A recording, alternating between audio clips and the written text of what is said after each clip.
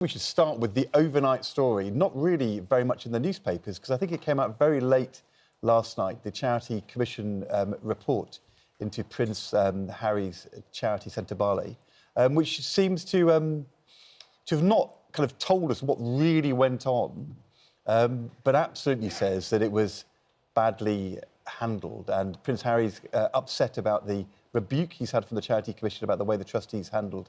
And of course, he's one of the trustees. So yeah.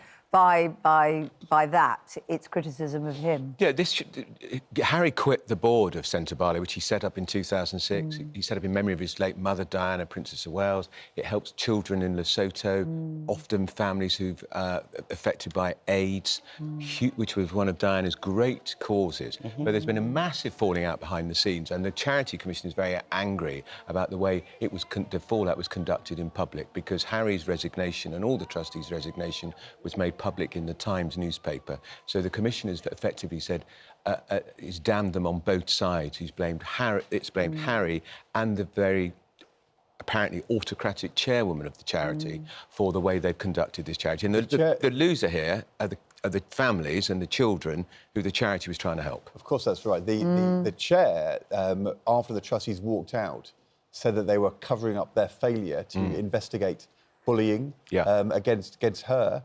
And I guess others in the charity. The Charity Commission say they found no evidence of that, although they don't have the powers to fully investigate exactly what went on. So we don't know. But for Prince Harry, as we were kind of hearing in the news, there weren't very many of his old roles he took with him into his new life, post being a full-time member of the Royals. The Invictus Games was one. This charity was another. So this is it another moment where Harry moves further away from Britain? Or it might be a moment where Prince Harry's expanding outwards also into different charities, different roles and responsibilities. I think overarchingly, though, that this is quite a tragic situation, particularly for the children the charity's meant to be helping, some of the most, again, desperately poor and deprived people in the world. And also, I think, so it should be acknowledged that this is a bit of a tragedy of a fallout between good people on both sides. And sometimes good people fall apart. So Sophie Shanduka is a respected figure, particularly she set up a Black Business Awards. She's very respected for that. I knew her business partner. I never met Sophie herself in the awards that was. So I know Sophie to be a respected figure. And of course, like much of the nation, Prince Harry and Meghan Markle are completely beloved by me and many other people too. So to see them fall out over what looks like a corporate governance situation, a collapse in corporate governance, a collapse in trust amongst each other, a collegiate environment, it's a tragic situation. I mean, it can happen amongst humans, isn't it? But it does leave you, despite them saying that there was no evidence of any bullying or misogyny or misogynoir.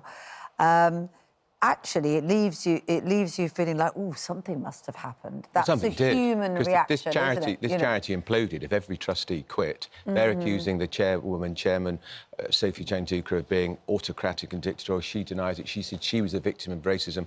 What a terrible mess. What a mess about something that was meant to be doing so much good. And they should have managed this fallout behind closed doors. Standing back, though, I mean, this is unusual because we're talking about Prince Harry on Good Morning Britain. I think 6 months ago, a year ago, we were doing that very regularly. I don't think we've done so for a while. And this is a terrible story, but things will move on. I mean, standing back, where are we now with Prince Harry and Meghan and their relationship with the royal family and the UK? Do you think you know, the separation is becoming divorce? Yeah, I do. And it's their choice. And they made that decision to walk away. And as the Queen famously said when she was still with us, you can't be half in and half out. And they've chosen to be out. And there's no prospect, to my mind, of a reunion. They don't trust him. Between the two sides of absolutely. Yeah. But the fact is they don't trust Harry because he writes a book which monetarises the splits in the royal family. They go on television programmes revealing private conversations. I cannot see any way back, but I think Harry's made it quite clear he doesn't want to come back. Well, I think that's... And good. Get on with your new life. Life is for living, and life is for happiness too. But you know what? Families fight, and families also reunite, and I think that's the key thing here. There's always going to be that... he's King Charles's son. And whether you like it or you don't like it, you can fall out, be estranged from your child. I hope I never am. In fact, it would be devastating to me. And that's what it is. I think King Charles himself, too, will feel a sense of devastation, a sense of pain that my son is not close to me during this time. And I think that's a sad situation. And hopefully the King has cancer, too. Yeah. And we shouldn't forget that. And we don't know how ill he is either. I think it's terrible the way But I'll say this, too. out. If we just look at the actual charity situation here, too, from my perspective, and with all the love and respect in the world for Sophie, and I say that genuinely, I have genuine respect for the work that she's done, if you're looking at who's more beneficial to the children that the charity is meant to be serving, Sophie, strong corporate governance, innovator in business, amongst other things or so, and respected, and Prince Harry, who's respected on the global stage, a star who is quite clearly the goose that lays the golden eggs of this charity. So the idea in which Prince Harry leaves and then you, strong chair, stays, looks like it's the wrong way round, in my view. Double-sided. Now, I mean, Harry's on with his other projects, and Ain't got many. And of course, Meghan is on with her jam making.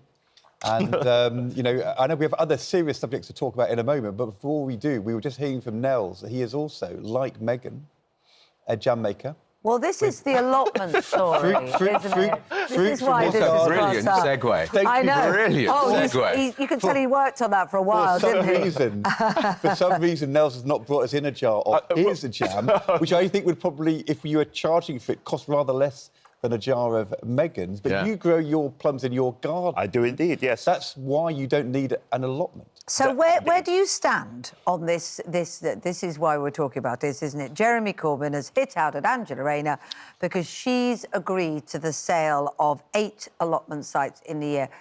Councils, there's various laws which prevent councils selling off allotment sites willy-nilly. They have to get permission to do so, and she has given permission for 8 this year.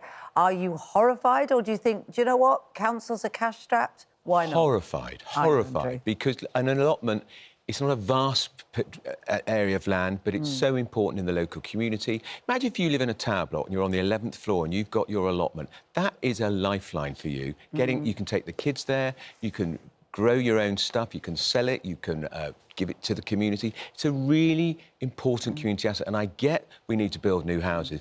There's a lot of land in Britain, brownfield sites, that's undeveloped. What on earth is Rayner thinking of, getting rid of allotments? Particularly as I just think, give some facts, just for one second, just some facts. The law was changed in 2016 to require any council who wants to sell allotments to get the approval of the Secretary of State. That's why Angela Rayner has to do it. So she's been called into this. She's approved 8 sites. It was 6 the year before, 10 in 2022. Terrible. 12 in 2020, 15 in 2019. So each Secretary of State in the last few years has been approving. It's actually quite a small number of sites compared to the overall... It's a big impact. This is the point. So it's not just... I'm on a list for an allotment in my area. It hasn't... My name hasn't come up yet. Be a bit quick. Rayner's going to flog it off. Well, I know. Well, I may never get there now, Andrew. This is the scandal. But I'm probably quite busy as well. The headline forming in his mind. I know. No, what a gift for Jeremy Corbyn. What I find is that actually having them there, regardless of whether you're lucky enough to have one or not, and as you say, I do have a garden, so it's not vital for me, but if you don't have one, it's absolutely valuable green space and a place to be. But even if you don't, they're massive within the community. They raise funds for charity. It's they deep in have Kate's DNA. days. I mean, she grew up in an allotment family. I did. My grandfathers both had allotments. My dad had allotments. We grew up on allotmented vegetables. So I can see the benefit. Developers could be told to find some other place to build on. Indeed. As simple as that. I think that there's something... I just want to be very clear, so I don't wish to take steal credit from my daughter. I grow the plums. My daughter actually makes the jam, and I just... OK. But other than that... Well, come here with Nels, we sit there for the last 3 minutes thinking, do I admit I don't make the jam? When I go home, my daughter's going to be furious. I'm going to have to say it. But I think that the allotment situation, too, is that there's a doctor in North London who I'm going to shout her out. Her name is Dr. Zora Karim. She actually prescribes allotments to people as a means of actually helping with depression and loneliness and muscle building. So the value it brings to the community, to people, is absolutely enormous. But again, this is bigger than the plot of land. Indeed, much bigger than the plot of land. So it goes again. It's short-term. It's short-term investing, also really short-term, what looks like a low-hanging fruit. But the cost to us as a society is going to be massive if this bulldozers ahead. But on the other hand, these are the same councils that are saying that they haven't got money and they're desperately trying to provide social care support. They've not had funds increased to meet the demand in any kind of way for a long time. So, you know, something's got to give. Yeah, but not an allotment, because it's an important community asset that should be protected at all costs by councils. There are other ways, other land they can find to sell for redevelopment. Yes. It is no surprise to me that Kate should be such a big allotment champion. Why? Because do I look a bit dirty? I always thought there was a bit of the Felicity Kendall about you. Yeah. Oh, I yes. always thought you were a bit... Yeah. I do wear Felicity dungarees. Kendall on this programme, she'll tell you what she thinks. If only I'd known this story was coming up. I was in my garden in my dungarees yesterday. I'll find you a picture and post it later. So are you the Tom to my Barbara? I am the Tom to... Although if I think back to watching that programme in the 1970s, The Good Life, with my mum and dad, when I was, like, you know, 8 or 10, and my mum's looking at it, so disapproving. I cannot believe they are growing vegetables in the front garden. Yeah. Well, there's a lot that goes on in front gardens now. So disapproving. Do you know what I mean? Yeah. I know. It touched on something very much. Let alone time. pigs and goats. Very British. Very British thing. This is such a gift for Jeremy Corbyn, let's not forget, because he's had an allotment for 40 years. Are you can we just pause? Are you agreeing with Jeremy Corbyn Yes, on something, Andrew? for once. Crikey! Well, this is an earthquake in the firmament. He'll politicise this, and cleverly so. I thought Jeremy Corbyn would be in favour of buying new homes, of building new homes for young people. He'll find plenty of other places you can build it. Indeed. That's why. Look, I'm afraid to turn us from plums and marrows to taxes, but they are related. Another day, another warning of tax hikes in the autumn. This time from the National Institute of Economic and Social Research, a respected group of economists who say that there is now a £41.2 billion hole in UK public finances. Some papers this morning saying it's more like 50 billion. And it's that wafer thin, as they describe it, headroom that the Chancellor had of 9.9 billion has been completely now wiped out. And there is no alternative to put as much as some reports 5 pence on income tax. Do you think it's inevitable now? Well, we've got a budget in November, and she told us explicitly last year, the Chancellor, that the taxes were going up, and I'm not coming back for any more. She said it again and again, and if she doesn't come back for more taxes, she's going to have to dramatically cut public spending. Well, good luck with that with Labour MPs who've already seen off the revolt, who've already seen off cuts in welfare benefits, seen off the cut in winter fuel. She's not going to cut defence. And she can't massively cut the National Health Service. Exactly. Education under pressure. So she's going to go for. She's going to bring in a tax. Policing. They'll dress up a wealth tax. Doesn't it surprise you? That's it. We got there. A wealth tax. I don't know why. Why is this so taboo?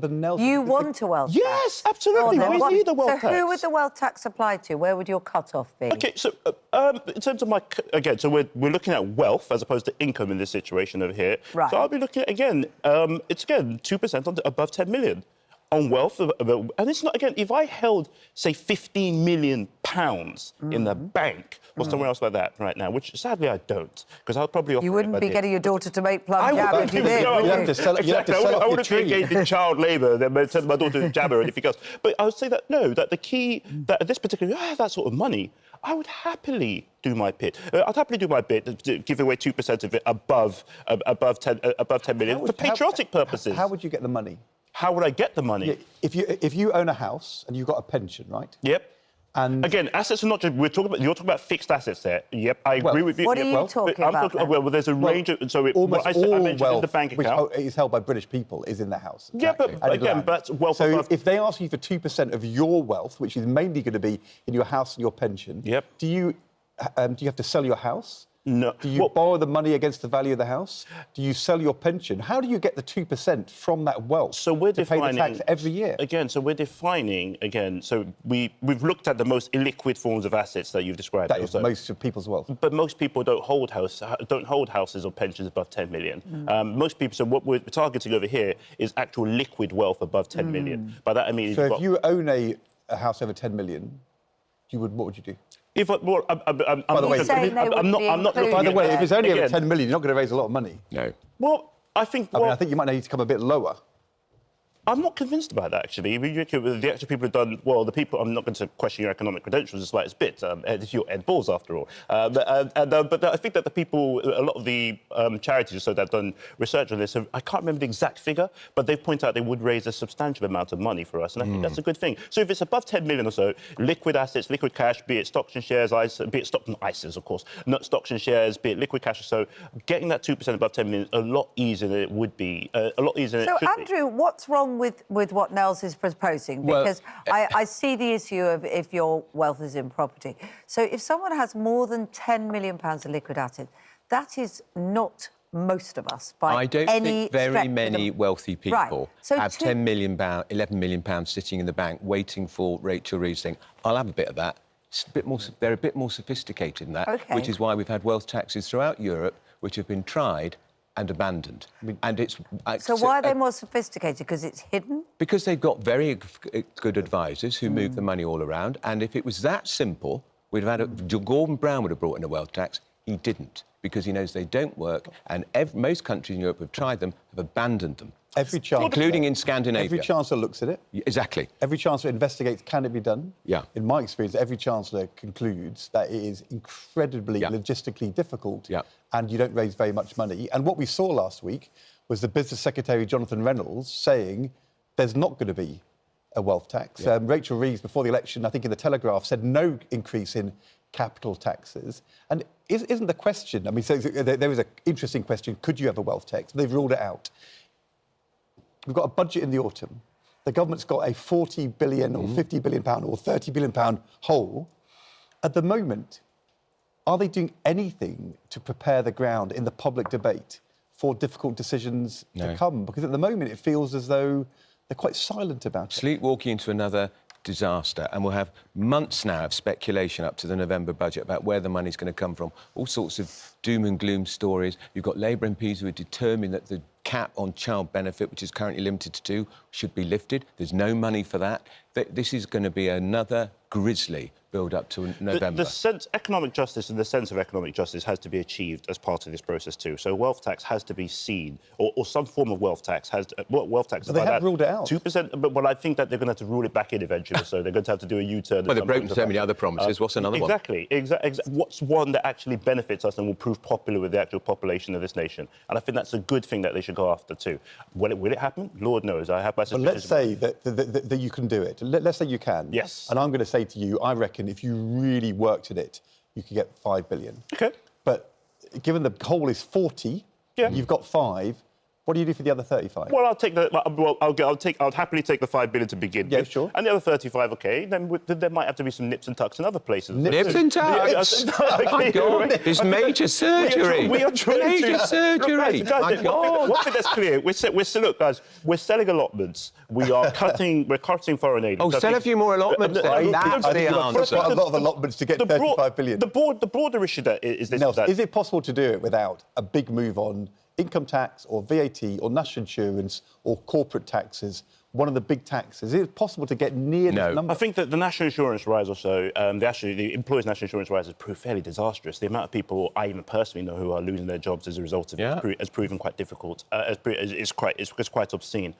It does look like there's going to have to be movements in other areas in terms of actual income taxes. What would you propose as well as the wealth tax? I would probably go a lot harder and heavier on the wealth tax or so, because if 2% raises us 5 billion or so, maybe I'll go 4% or so and get to about 10.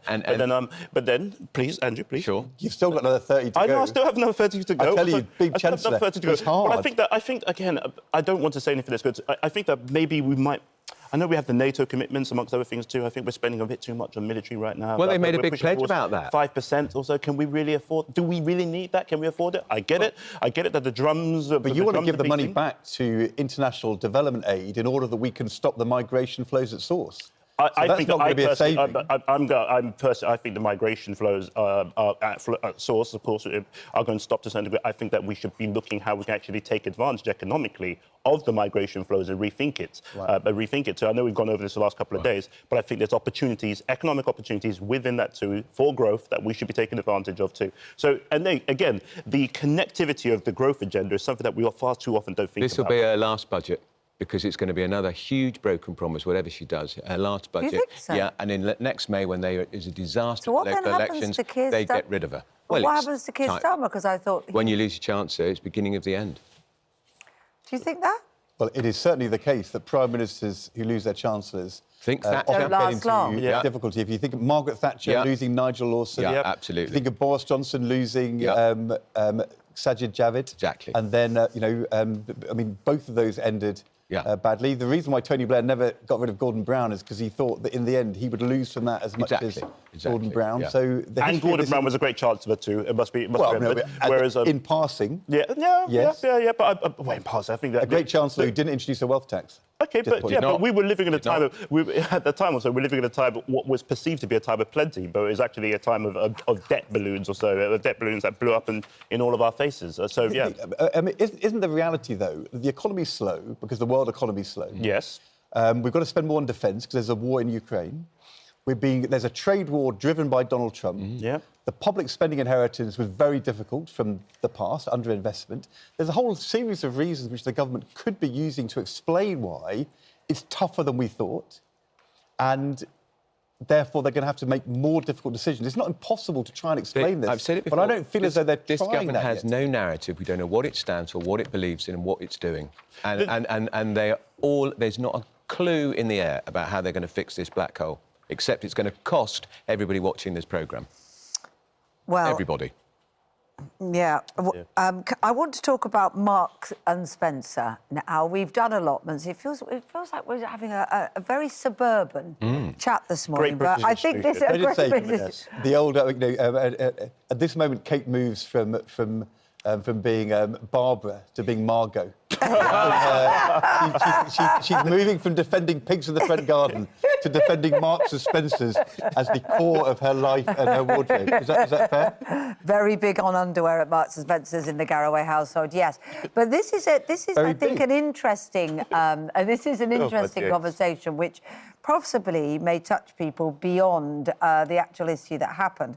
So, the thing that sparked the debate, and J.K. Rowling has got involved calling for a boycott of Marks and Spencer's over it, is that a 14-year-old girl and her mum go to have a trial and a fitting for a bra. And it turns out that the person serving who offers to come up and help with the fitting is a trans assistant, a trans employee. A trans woman, yeah. Yes, Okay. so biologically born a man, now a woman. 6'2". 6'2". The girl was shocked and reacted. The mum was horrified and left the store and put in a complaint because they didn't feel it was appropriate, in their view, that somebody who was born a man should be doing the fitting of a young girl for a bra. That was their view. Marks and Spencer's have apologised at the way the incident was handled, have offered for her to come back and have a female, both born biologically and so a female person do it. But, that you could... Then you're into an area, aren't you, where are you banning people who are trans from working in certain areas of employment? Are you reacting to one person's offence by changing a policy? Or is there something uncomfortable about, for a child in that situation, as a 14-year-old girl is, being served by some biological man? I think a lot of people have very strong views on either side of this. I would say J.K. Rowling has called for there to be a boycott of Marks and Spencer's because she thinks the apology for Marks and Spencer's doesn't go far enough. It apologises for the girl's distress, but it doesn't say... It doesn't address what they're going to do about it. I can't understand why, in this particular example, why M&S would employ a trans woman who's 6'2", who looks like a strapping bloke, let's be honest. I haven't seen the image, to be honest. A teenager... you've got teenage girls are difficult. It's embarrassing. I was one once, awkward. Exactly, if you can believe it. Of course. So they don't want somebody who appears to be a bloke advising on something so personal. And I just think you would keep trans people away from a delicate, sensitive department like lingerie. What do you think, Els? It's a delicate, sensitive subject here. So a trans woman is somebody who is in terms of the matter between our ears or so, is a woman. Is somebody who actually identifies as a woman. But that's about the way they feel, yes, and it's addressing the delicacy about how others might feel. Because sometimes, you know, people will argue, actually, it's other people's problem. Yep. But in this case, is it other people's problem? I think that if I was a store manager in this situation, I probably wouldn't have actually placed that employee within that segment. Of course not. And I say that with absolute respect and love and everything else, because I think that it was fairly predictable that that person would end up in this sort of situation over here. And I think that in order to protect everybody's feelings involved, it would have just been a lot better. And we could say that the acute issue arises in J.K. Rowling's case because a transgender woman attending to a girl in the women's changing rooms, is that now contradicting the Supreme Court ruling? It's meant to be women-only space. But this was before the Supreme Court ruling, as I understand it. But but I think the J.K. Rowling complaint is about Marks and Spencer's ongoing policy. Not reacting to the ruling. The court was clear there should need to be women-only spaces, so that does not allow a trans woman who is, to all intents and purposes, a bloke who looks 6'2" in that space. With that said, I just want to say this. Marks and Spencer is a great British institution. Yeah, I agree. They make amazing clothes and they've gone through a tough time with a cyber attack this year. They really have. They're a major employer too and everything else. Look, they perhaps could have thought that policy through better, but let's keep patronising them. So you're here to support Plum Jam and M&S now. Do you wear their underwear now? And a wealth tax. Most importantly. Are you an M&S underwear wearer? I'm an M&S blazer wearer, dare I say. Oh, there you go. There you go. No denying the fact. I do like. I'm a huge M&S food buyer. Oh, that's where he gets his underwear. Not their underwear. No, I'm not telling you where I buy my is it undies from. No, I'm not telling you where I buy my undies from.